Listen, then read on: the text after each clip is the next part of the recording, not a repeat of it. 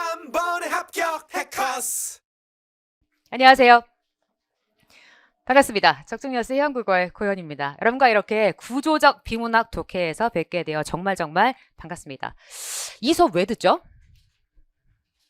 우리가 어떤 걸 하기 전에 목표를 생각해 봐야 될 거 아니에요? 이 수업 왜 듣죠? 시험을 잘 보려고. 그죠? 시험을 왜 잘 봐야 되죠?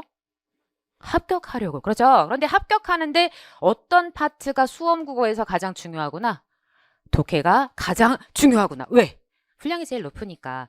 2021년부터 이제 피셋 시험 들어오기 사실은 그 전후로 해서 이 공무원 국어 시험의 패러다임의 변화가 있죠. 그래서 절반 이상을 차지하다가 2023년 드디어 인사혁신처에서 발표를 했어. 앞으로 암기 위주의 어떤 단순한 어떤 문제들은 좀 지양하고 추론, 독해, 강화 문제들을 많이 내겠다. 그래서 그것의 근거로, 그것의 증거로 23년 국가직과 지방직이 60%, 전체 60점까지가 비문학, 독해와 관련 있는 문제가 출제했다. 아마 알고 계시는 분들이 훨씬 더 많으리라 생각이 됩니다. 그래서 여러분과 함께 그 빈도 높은 비문학, 독해를 완전 정복하기 위해 우리 만났어요. 그렇다면 우리가 목적에 부합하게 열심히 공부를 해야겠죠. 이 수업은 21강.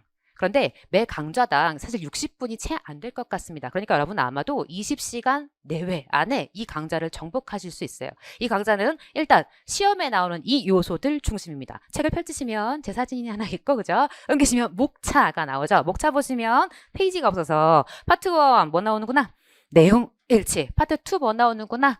내용 추론. 너무 많이 갔어. 앞으로 좀 봐봐봐.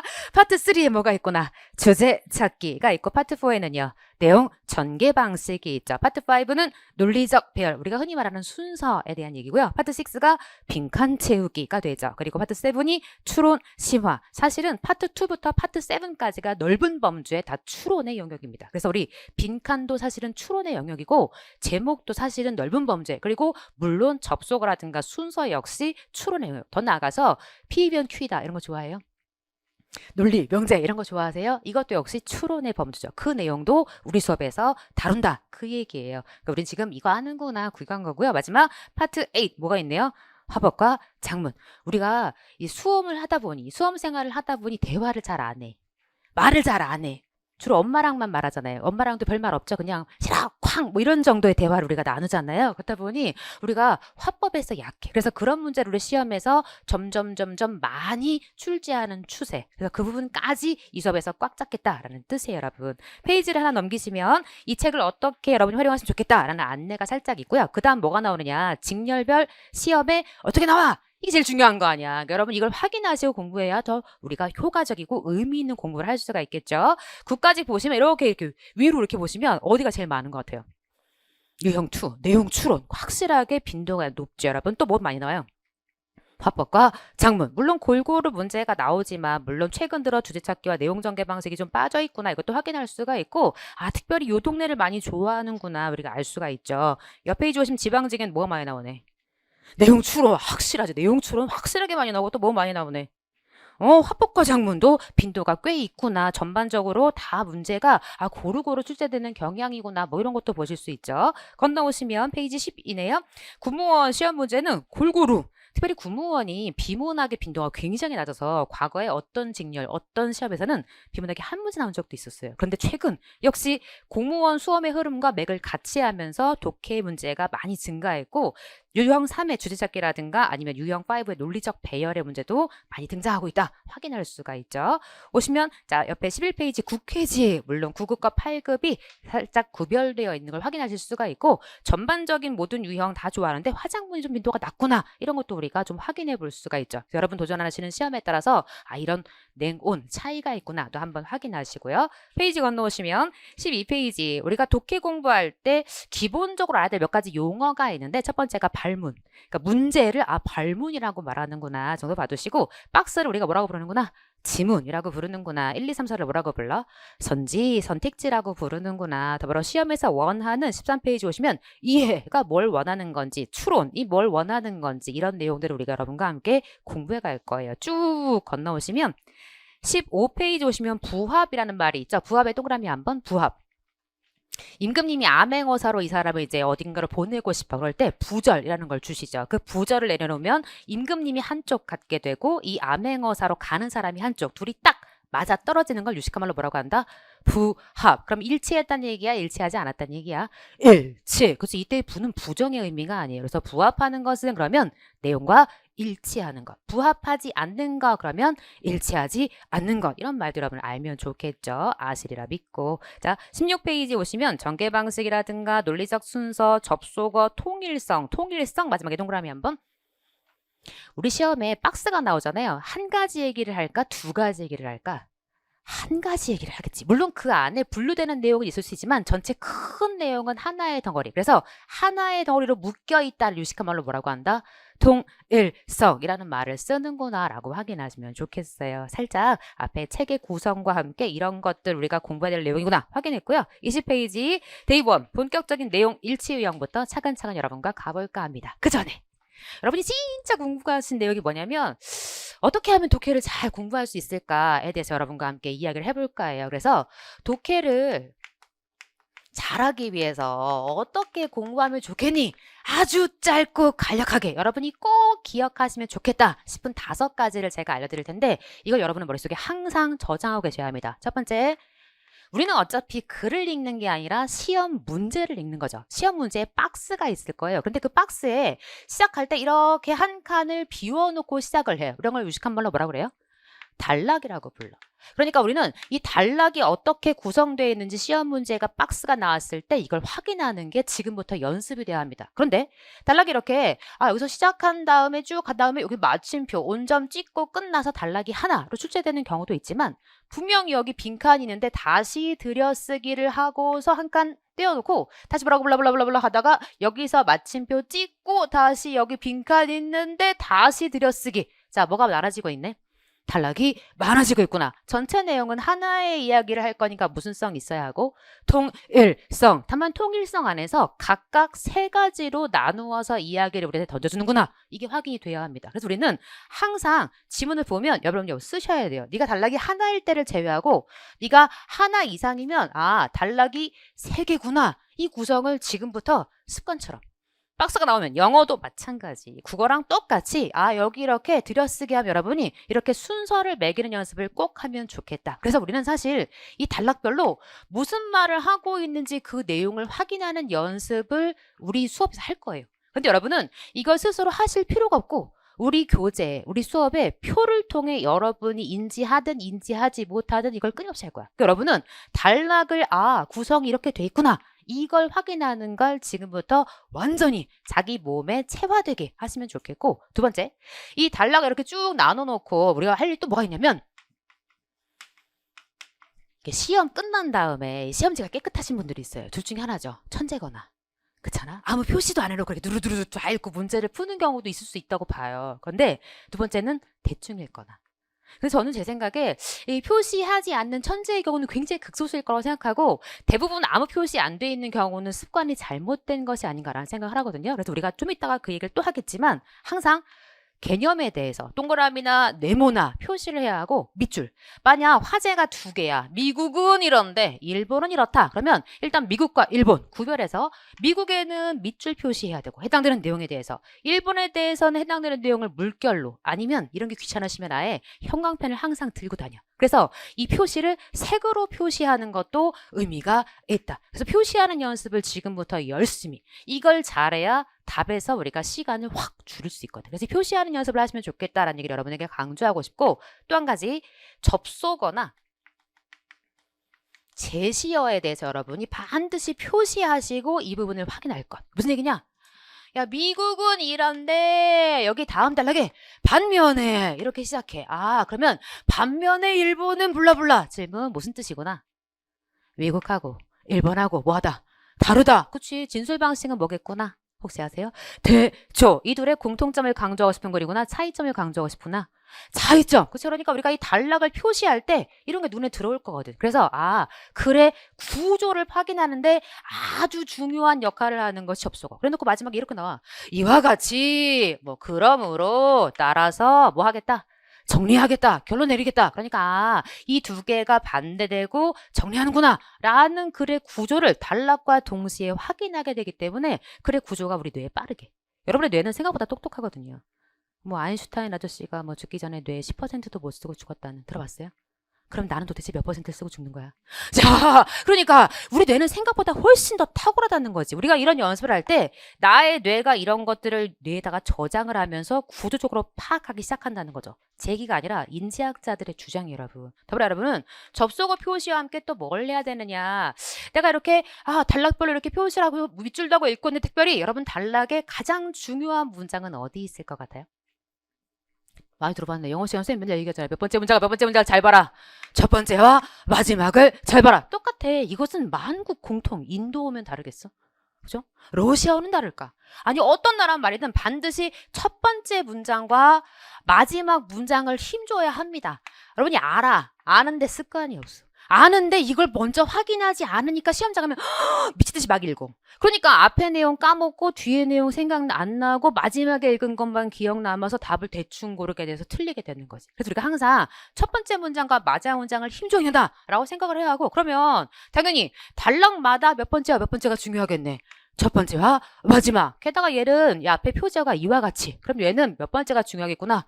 마지막 문장. 이 아주 명백하게 중요해지겠지. 이런 중요성을 알고 있는 것이 굉장히 중요하다. 더불어 정말 중요한 얘기인데, 여러분은 이제 저와 함께 공부를 하실 때 문제를 맞히려는 노력보다 더 중요한 게 뭐냐면 이 문제를 풀 때 이 선택지의 근거가 어디에 있나? 근거 찾기에 주안점을 두셔야 합니다. 그래서 이 선택지가 맞는 이유가 바로 지문의 이 부분 때문이다. 3번 내용이 틀린 이유는 지문의 이 부분 때문이다 라고 여러분이 스스로 연계할 수 있어야 합니다. 이게 되면 우리는 아주 빠르고 아주 효과적으로 그리고 아주 정확성이 높은 답을 찾겠지. 그러니까 우리가 이 훈련을 하고 나면 우리는 사실은 국어만 잘하게 되는 것이 아니라 다른 과목도 역시 더불어 잘할 수밖에 없는. 그래서 왜 선생님들이 옛날에 그런 얘기 하셨잖아요. 국어 잘하면 다른 과목 잘해. 안 들어봤어? 학교 안 다녀. 그래 다닌 것 같긴 한데 그래. 학교 때 선생님들이 맨날 그 얘기 하시거든. 그러니까 국어를 잘하면 다른 과목도 잘하게 된다는 건 이런 원리와 관계 있는 거. 우리가 이번 시간에 차근차근 하나씩 정복하면서 이 얘기들을 계속 이어나갈 거고, 여러분들 앞으로 계속 제가 단락 표시했니? 밑줄 했니? 접속어 봤니? 첫 번째 문장 마지막 문장 봤니? 근거가 뭐니? 수업 시간에 계속 반복하게 해서 여러분이 외우고 싶지 않아도 여러분 머릿속에 이 5가지가 아마 자리 잡게 될 거라고 확신합니다. 그러면 이번 첫 번째부터 한번 가봅시다. 이런 내용, 이 글에 있어 없어 내용의 일치를 묻는 유형입니다. 주로 대표 발문, 문제 이렇게 나오는데 제시된 글의 내용과 부합하지 않는 것은, 혹은 내용을 통해 알 수 있는 것으로 적절한 것은 차이가 있다면 얘는 적절한가 긍정 발문, 얘는 적절하지 않은가, 그러니까 네가 부정적인 발문이라고 우리가 부를 거거든요. 질문, 위가 더 쉬워 아래가 더 쉬워? 위가 더 쉬운 거지. 그치? 적절하지 않은 것은, 그러면 얘는 적절한 게 몇 개예요? 3개지. 그러니까 얘가 힌트로 나오는 게. 그러니까 3개가 적절하게 나오고 우린 적절하지 않는 녀석을 찾아야 되니까 이때는 선택지의 도움을 받을 수가 있다. 물론 우리 이런 긍정 발문일 경우에는 선택지를 먼저 읽어도 되고 아니면 다이렉트 박스를 읽고서 문제를 풀어도 좋겠다라고 짐작을 해볼 수가 있겠죠. 너무 긴장하지 말고. 자, 그 옆에 21페이지 오시면 이런 얘기를 해요. 유형 정보의 비법. 첫 번째, 커트해야 된다. 그러니까 우리가 잘 끊어내야 된다. 무슨 얘기냐? 표시를 잘하라는 뜻이에요. 그래서 밑에 보시면 중요한 낱말에 동그라미 쳐라. 동그라미 싫으시면 네모, 네모 싫으면 세모라도 여러분이 표시를 할 수 있어야 하고, 두 번째, 수식어의 괄호. 어디까지가 수식하는 말이구나, 이런 개념들을 잘 묶는 연습이 굉장히 중요합니다. 물론 이걸 저랑 똑같이 하실 필요는 없지만 이런 걸 계속해서 연습해가는 건 매우 중요하다. 세 번째 형광펜, 표지. 접속어라든가 아니면 이와 같이, 혹은 앞에 나온 말을 이러한 얘기는 저러한 얘기는 제시어가 나온다든가 이런 것들 여러분 잘 확인하셔서 이런 표지어를 확인하는 건 매우 의미가 깊다. 그러면 잔소리는 여기까지고 실제 한번 우리가 도전해 보도록 할게요. 우리 데이 1은 비교적 굉장히 가볍습니다. 그런데 우리가 쉬운 걸 잘해야죠. 소림사 가면 뭐 시켜?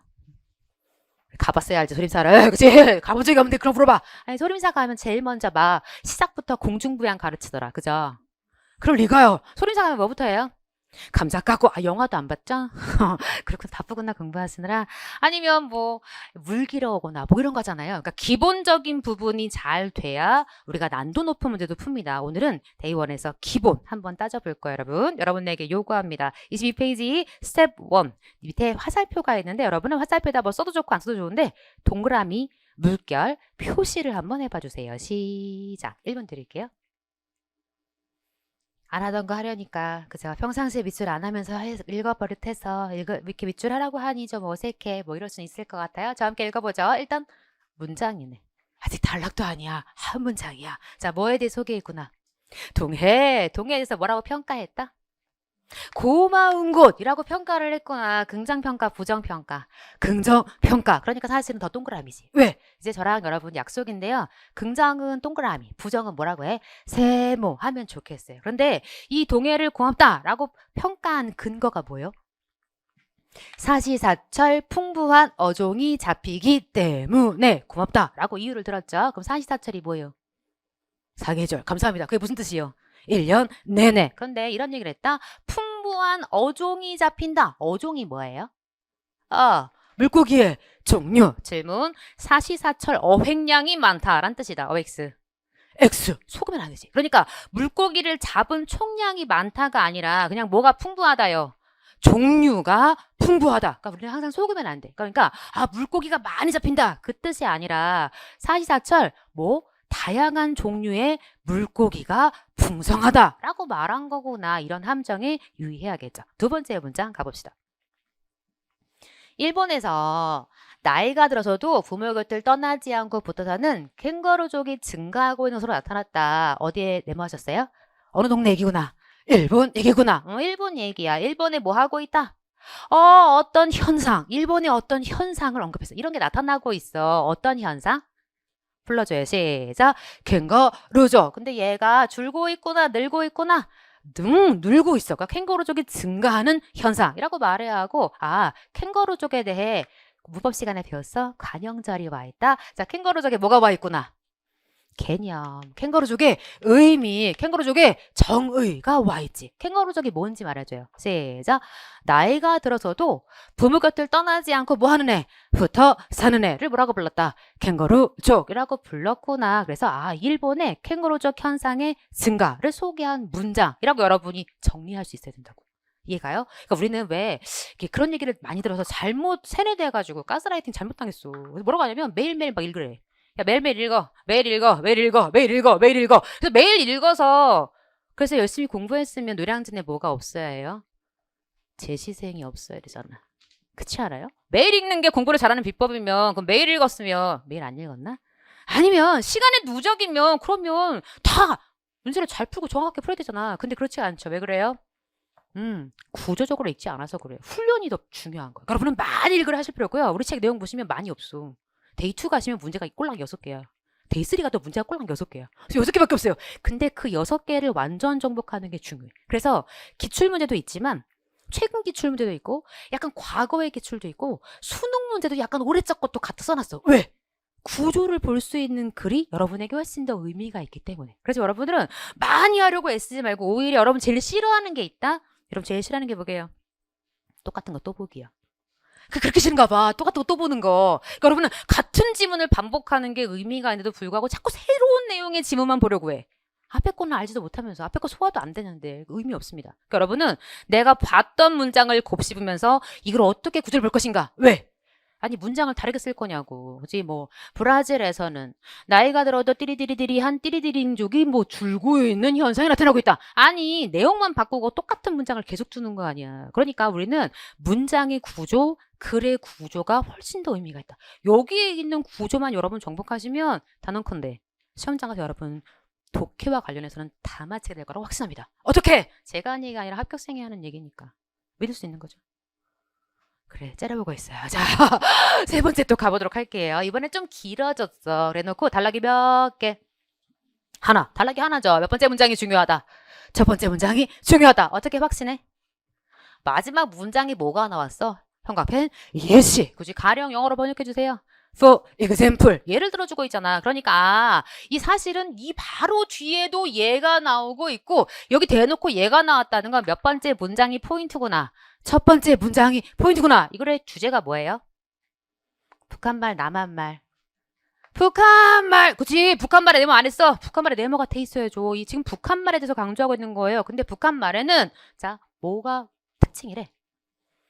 남한에서 사용하는 말과 뭐는 같아? 꼬라지는 같아. 생긴 꼬라지. 질문. 나만의 아가씨 있다 없다? 있다. 나만의 동무 있다 없다? 있다. 우리가 왜 안 쓴다. 어깨 동무 쓴다. 동무 있다. 인민. 약간 기분은 좀 이상하긴 하지만 인민이란 말의 뜻을 알아 몰라? 알지. 이 말 써요 안 써요? 써요. 그러니까 우리말에도 뭐가 있어. 동무, 인민, 아가씨 뭐해? 형태는 같아. 근데 이 말의 특징 형태는 같은데 뭐가 뭐하대? 의미가 다르다. 의미가 뭐예요? 뜻이 다르다고. 그러니까 여러분이 동무 그러면 이제 기분 이상하잖아. 동무는 물론 이렇게는 안 씁니다. 우리는 어깨 동무 정도에 남아있는 것 같다. 물론 내가 옛날에 친하게 지냈던 동무야 뭐 이런 표현이 쓰이긴 하죠. 근데 기분이 조금 약간 동무는 이렇게 말하면 좀 약간 묘하긴 하지만 형태는 존재해. 근데 의미가 차이가 있다라고 말한 거죠. 여러분 동무 의미는 단어가 남한에서와 다른 의미. 여러분 소개하세요. 뭔 같은데. 형태는 같은데 뭐가 뭐하다. 의미가 다르다. 한 번 더 강조하고 있잖아. 그래놓고 아가씨라는 말은 가령을 왜 붙인겨? 좀 달라서. 어떤 의미를 강조했어요? 라고 말해줘요. 말해줘. 읽었잖아. 어디 물결에 있을게. 시작. 부정적 의미. 라고 소개하시죠. 남한에는 무슨 의미가 전혀 없어. 부정적 의미가 전혀 없는데 이 말에 지금 북한어는 부정적 의미까지 가세해서 완전 의미가 다른 말이 되었다. 이거에서 하고 싶은 말이 뭐게요? 북한말. 그치. 북한말에는 뭐 남한과 형태는 같은데 뭐가 다르다?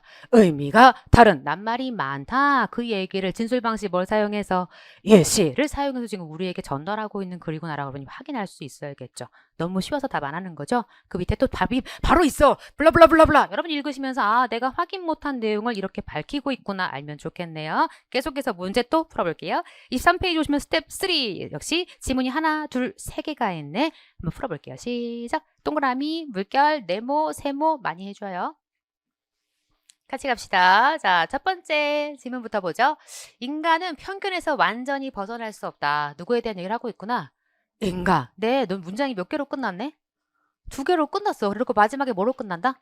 때문이다. 형광펜 한번. 때문이다의 짝은 인스파이트 뒤에 오브와 투와 오브, 반말해서 미안해요. 오브 와요, 투 와요, 오브가 오죠. 때문이다. 앞에는 뭐가 생략된 거게요? 왜냐하면. 그러니까 우리는 항상 서술어에 뭐뭐 때문이다. 그러면 아 이게 왜냐하면 뭐뭐 때문이다. 나와 있는 거구나. 그럼 질문. 중요한 문장은 앞에 거 뒤에 거. 앞에 거지. 그치 앞에가 주장이야. 이 사람 주장. 뭘 주장하고 싶어? 인간은 편견에서 벗어날 수 없다. 편견이 뭔데? 치우친 생각. 그러니까 인간은 항상 무슨 생각을 가지고 있구나. 치우친 생각. 그럼 인간이 원래부터 치우친 애냐? 그래 안 그래? 안 그래. 인간이 뭘 가지고 있긴 해. 이성적 판단이라는 걸 가지고 있긴 하지만 but 그러나 어디서 완전히 벗어날 수가 없어? 감정적 충동. 여러분 얘기하시죠? 편견은 어디서 온 거구나? 감정적 충동에서 온 거구나. 우리 감정적 이건 싫어. 이건 하기 싫어. 이건 안 할 거야. 라는 치우친 생각을 갖게 된다. 그러니까 우리한테 인간의 특징을 말한 거구나. 인간은 뭐 또 있네? 읽어줘요. 시작. 이성적 판단의 기능도 있지만 인간은 뭐도 있구나?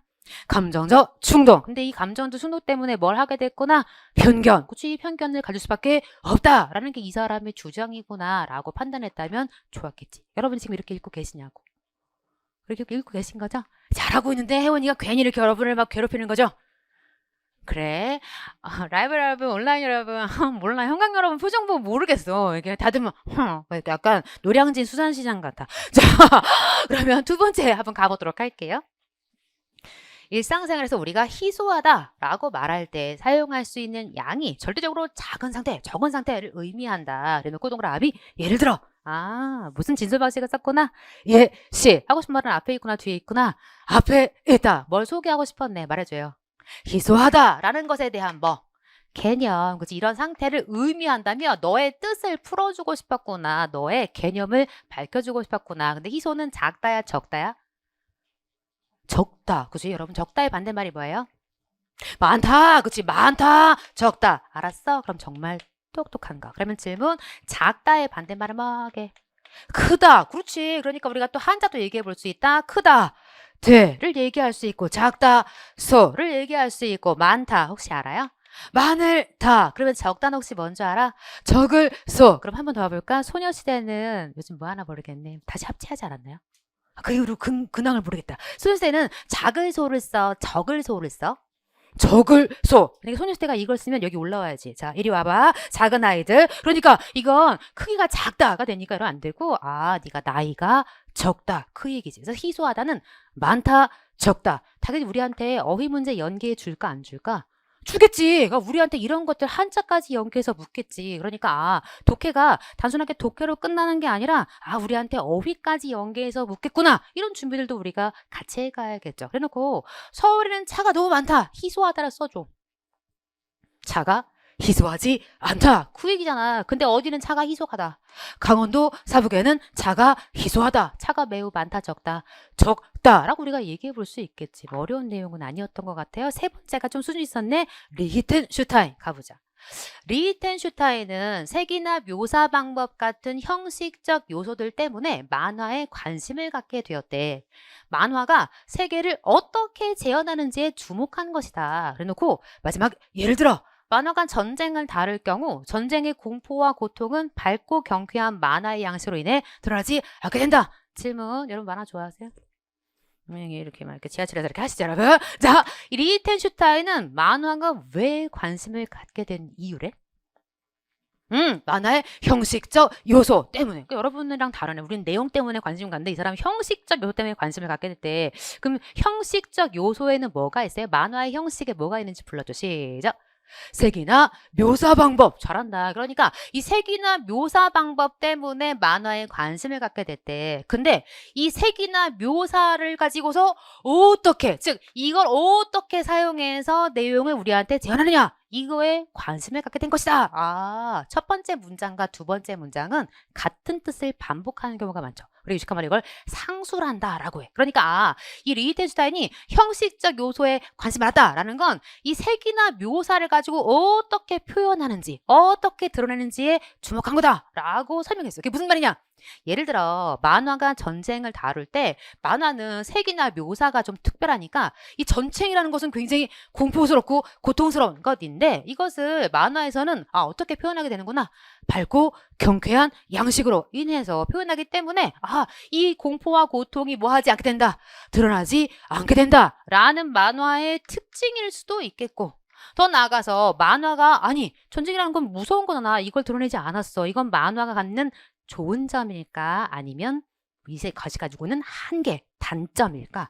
한계. 그렇지. 우리가 여기서 한계 혹은 단점의 이름을 붙였다면 정말 이 지문을 잘 읽은 거지. 그러니까 리히텐슈타인이 주목한 건 사실은 형식 요소. 어떻게 재현하느냐 였는데 알고 보니 만화라는 것은 한계가 있었어. 너무나 이런 색이나 묘사 같은 것이 밝고 경쾌하게 표현되기 때문에 이런 어두운 것들은 드러내지 않는 한계가 있었구나. 이 뒤에 이어질 내용도 우리가 짐작해 볼 수가 있겠지. 조금 더 해볼게요, 여러분. 24페이지 건너오시면 지문이 조금 긴 두 개의 지문이 또 추가로 있죠. 두 개의 지문에다 여러분 또 동그라미 밑줄하는 시간 시작. 같이 해볼까요, 여러분? 자, 별표를 하고 싶은 글이네요. 우리 시험에 정약용 뭐 이런 지문 굉장히 좋아하죠, 여러분. 정약용은 사고장욕과 같은 본질적 요소가 기술에 있어야 함을 주장했다. 아, 말 굉장히 어렵게 하네요. 그러니까 정약용은 뭘 중시한 사람이구나. 감사합니다. 기술을 중시했구나. 근데 여기에 뭐가 꼭 있어라 그랬다? 질문 1번 사고요, 2번 작용이요, 3번 본질적이요, 4번 요소요. 이 기술에 이게 꼭 있어라 라고 얘기했어. 1번 사고, 2번 작용, 3번 본질적, 4번 요소. 사고. 사실은 사고작용 이렇게 얘기할 수 있지만 사실은 사고작용이 본질적인 요소야. 네가 본질이야. 네가 아주 중요한 아주 본질적인 요소인데 누가 본질이냐? 사고가 본질. 사고가 뭔데? 우리가 제일 싫어하는 거잖아요. 생각하기. 그러니까 기술에 반드시 뭐가 있어야 하냐? 생각. 기술을 우리가 뭔가 만들어낼 때 생각을 해야 한다. 그 뜻이야. 그러니까 우리가 첫 문장에서 막 본질 같은 데 밑줄 하고 앉았으면 이 뒤로 가면서 계속 멍멍이가 되겠지. 멍멍. 그러니까 이 글이 말하고자 하는 내용과 완전 다른 길로 간다는 거야. 그러니까 지금 뭐라고 했냐면 정약용은 기술을 만들 때 우리가 기술 발전 같은 걸 할 때 사고. 이게 본질이래. 사고작용. 생각이 본질이라는 거야. 그리고 이런 얘기를 해. 그리고 기술의 효용과 결과. 기술에는 뭐가 있냐? 효용도 있고 결과도 있을 거 아니야. 그 기술의 효용, 기술의 결과로서 작업 편리, 노동 경감, 생산량 증가, 품질 향상, 작업 속도 증가 등을 제시함으로써 질문. 뭐 하면 이런 효용과 결과가 나오는겨? 그래, 사고를 하면 기술에다가 사고를 집어넣어서 그 사고의 효용과 사고의 결과가 있으면 작업이 뭐해져? 편해지겠지. 아니, 어떤 우리가 기술할 때 이렇게 하면 편하지 않을까? 아니, 생활의 달인 그거 아니야. 열심히 이렇게 막 작업을 하시다가 생각을 하시면서 점점 더 편한 걸 만들어내는 거 아니에요. 그럼 뭐가 줄어? 노력이 줄겠지. 그치? 그럼 어떻게 돼? 생산량이 증가하겠지. 그치? 그럼 어떻게 돼? 품질이 좋아지겠지. 더불어 작업 속도는 뭐 하겠어? 빨라지겠지. 여러분도 뭐가 문제인겨? 이게 문제인겨. 여러분도 이걸 안 하니까 이게 안 되는 거 아니 지금. 그러니까 기술에 생각을 집어넣으라고 한 거구나. 그래서 자, 기술을 손을 움직여서 행하는 재주 혹은 만드는 일과 관련된 지식 정도로 여겼던 고대 중세적 입장에서 벗어나 한번 끊었어야 해. 기술에 대한 근대적 견해와 입장을 나타내다. 질문. 순식간에 두 가지가 지나갔다. 기술에 대한 누구의 입장과 고대 중세적 입장. 감사합니다. 기술에 대한 뭐가 또 지나갈게? 근대적 견해와 입장. 그러니까 고대 중세가 있고 근대가 하나 지나간겨. 그럼 질문. 기술에 대한 근대적 견해와 입장은 뭐요? 기술에다 뭘 집어넣어라? 사고를 집어넣어라. 근데 이 고대 중세는 뭐가 없어? 사고가 없어. 그냥 뭐 하는겨? 그냥 손으로 하는 재주인겨. 그냥 손으로 하고 그냥 만드는 일과 관련된 그냥 지식인겨. 이 정도만이 누구의 입장이다? 고대 중세적. 그럼 정약은 고대 중세요? 아니면 근대요? 근대적 입장. 이거에서 벗어났다. 이거에서 벗어나서 이런 입장을 나타냈다. 라는 게 정약용이 잘했다고 못했다고? 잘했다. 정약용에 대한 긍정적 평가요? 부정적 평가요? 긍정적 평가. 어떤 면에서? 한 번 더 말해줘. 어떤 면에서? 기술에다 뭘 집어넣었다? 사고를 집어넣었다는 면에서. 그러니까 여러분이 이 글 읽을 때 사고라는 것에 집중 안 했다면 이 뒤에 읽어봐야 아무 의미 없다가 되는 거지. 그래서 이런 첫 번째 문장을 어떻게 요리할 것인가 이런 게 의미가 있다. 우리가 이런 걸 여러분과 끊임없이 계속 해갈 거고요. 물론 단락은 하나였고 저 결국 생각을 기술에 집어넣었어.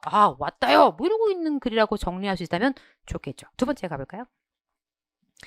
자, 이제 우리는 대중매체와 인터넷을 통해 더 많은 사람들을 만난다. 이들과의 만남은 실적인 갈등도 없고 상처도 없는 만남이다. 질문, 화제가 뭐요? 그렇지. 이들과의 뭐요? 만남. 그러니까 만난다. 만남. 다만 만남은 만남인데 만남이 여러 종류가 있을 거 아니야. 우리의 만남도 만남이죠. 강사와 학생으로의 만남. 그죠? 이런 만남도 있고 뭐 소개팅 만남도 있는데 여기서는 뭐라고 만남을 한정했다? 불러주세요. 대중매체와 인터넷을 통한 만남. 그러니까 매체를 통한 만남으로 제안을 한 거지. 그런데 이 만남의 특징 첫 번째 읽어요. 실적인 갈등이 없어. 두 번째. 상처도 없어. 좋은 거네. 갈등도 없고 상처도 없고. 또 읽어요. 매우 뭐하다. 읽어줘요. 매우 뭐하다. 일방적이다. 원웨이야. 인터넷이나 대중매체를 통한 이러한 커뮤니케이션. 그러니까 무슨 커뮤니케이션을 우리가 말할 수 있겠네. 일방적 커뮤니케이션. 그러니까 미디어를 통한 어떤 만남은 갈등 없는, 더불어 상처 없는 일방적 커뮤니케이션의 만남이다. 라고 말해놓고 상대방에게 집중하는 것 같지만 실제는 뭐래? 말해줘. 시작. 자기 중심적. 색깔을 달리한 이유가 있겠네. 좋아 보였는데 긍정이구나 부정이구나.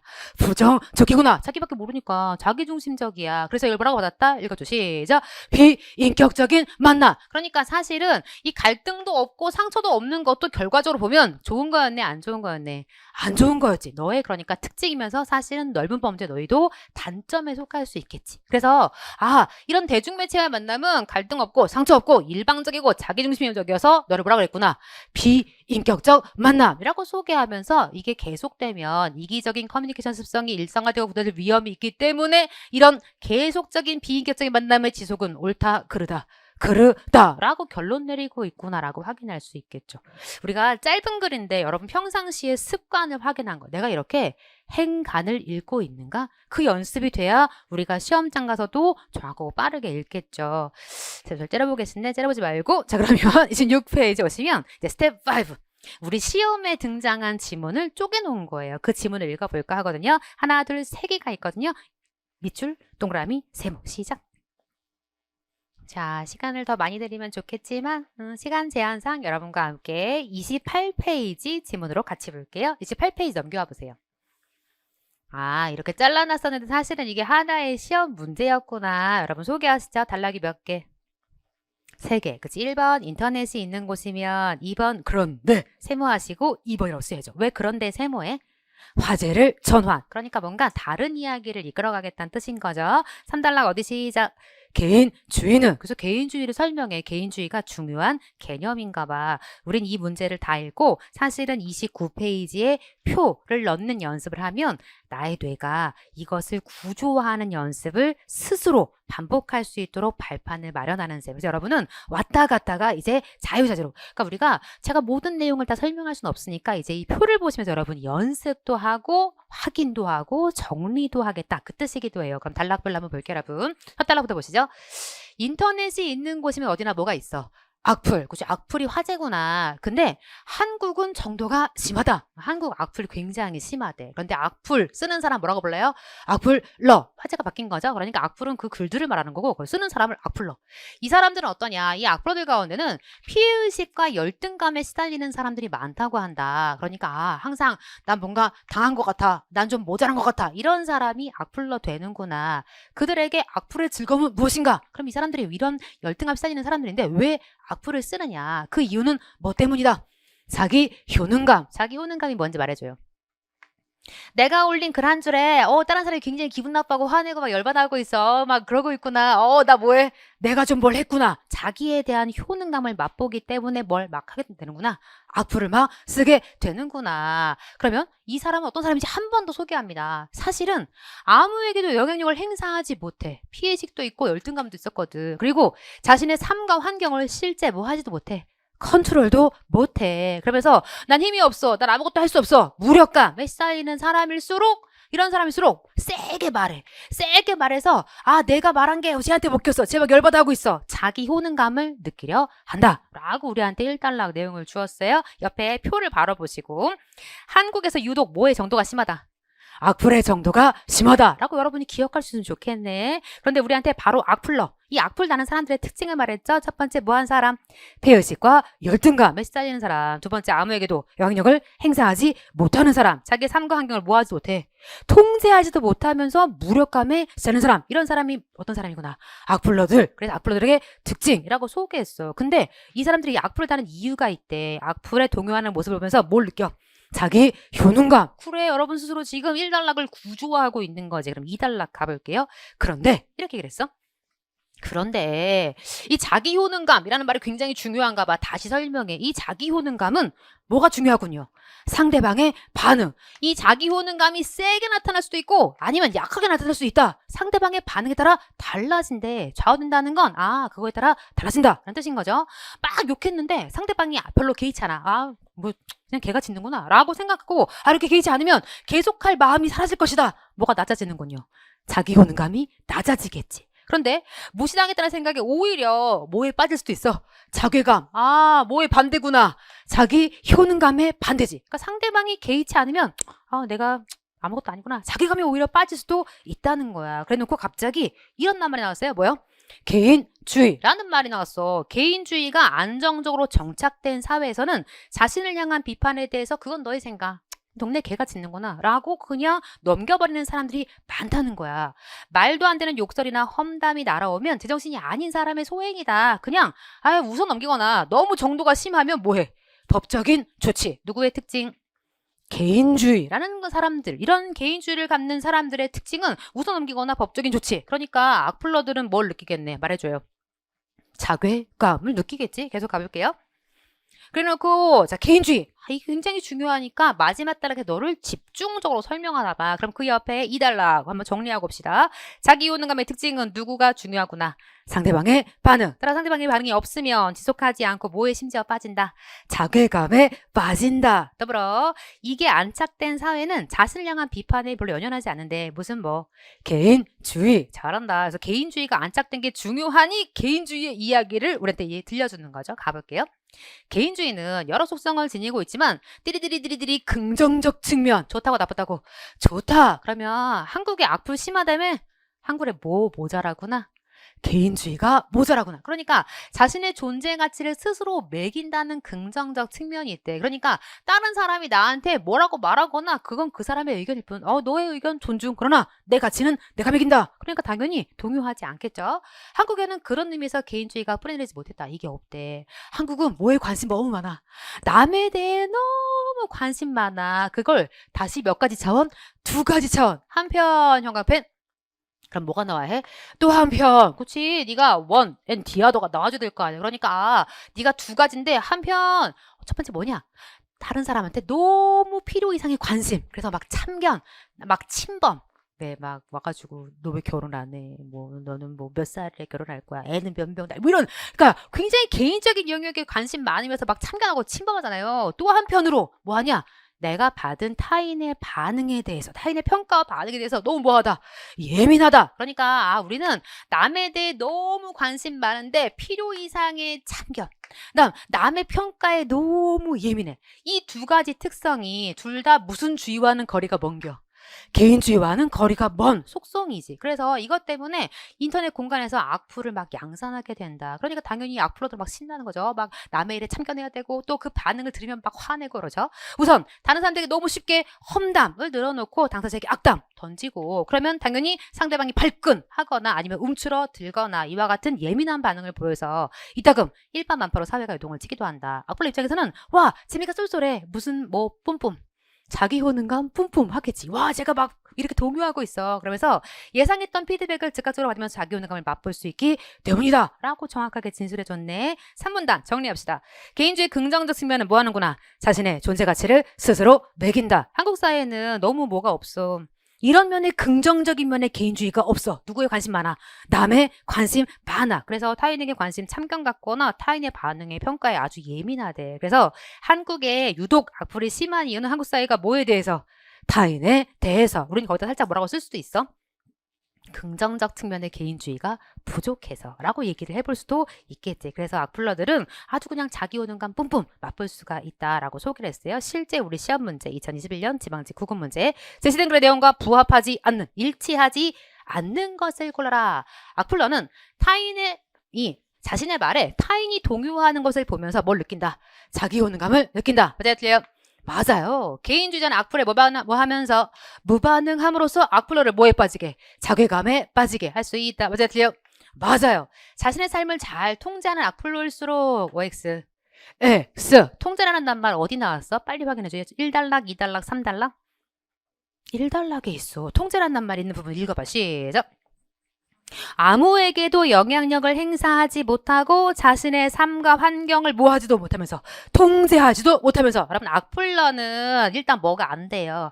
통제가 안 돼요. 그런 악플러일수록 뭐해? 악플을 양산해 내겠지. 자신을 비판한다는 내용도 틀렸고 악플러에 대한 개념도 나가리가 됐구나라고 확인할 수가 있어요. 그래서 4번 한국에서 악플이 양산되는 것은 한국인들이 뭐에 대해 너무 관심 많아. 타인에 대해 너무 관심 많은 것과 관계가 있다라고 말할 수 있다 없다. 있다. 우리가 이거 하려고 여기까지 온 거예요. 그러니까 우리 데이원은 이 문제 풀려고 이 문제를 풀기 위해서 우리에게 이러한 단계별 연습이 필요하구나. 여러분 머리가 아프죠? 왜 그런지 알아? 안 했거든. 사용하지 않은 뇌를 지금 사용하려고 하니까 머리가 아픈 거예요. 정상입니다. 그런데 우리 계속 이 연습을 하면 얼마나 시험장 가서 자신 있게 비문학을 쓰겠어. 특히 비문학 문제 푸실 때 정말 나쁜 습관 중에 하나가 대충 풀기. 대충 그거로 가서 대충 여기 이 단어가 있고 대충 여기 이게 있으니까 이게 답이다. 그러면 시험장에서 맞을 수도 있고 틀릴 수도 있겠지. 그러면 그 문제에 대한 확신이 없으면 다음 문제 풀 때 당연히 내 눈도 흔들리고 내 심장도 벌렁거리고 내 손도 흔들리겠죠. 당연히 정답으로 멀어지게 될 가능성이 높아질 거예요. 우리가 확신을 가지고 정확한 답을 쓰는 연습을 지금부터. 그래야 여러분의 영어 실력도 같이 성장할 거고 그래야 우리가 구조를 보고 문장을 보는 능력이 탁월해져야 행정학도 행정법도 더 잘 공부할 수 있게 되겠죠. 딱 저랑 20시간만 같이 연습하면 좋겠습니다. 물론 제가 20시간 끝나고 이 얘기를 할 거예요. 첫째도 복습, 둘째도 복습, 셋째도 복습. 수업 끝난 거 아니고 1강 끝난 거. 잠깐 쉬었다가 우리 2강에서 다시 뵙겠습니다. 쉬어가요.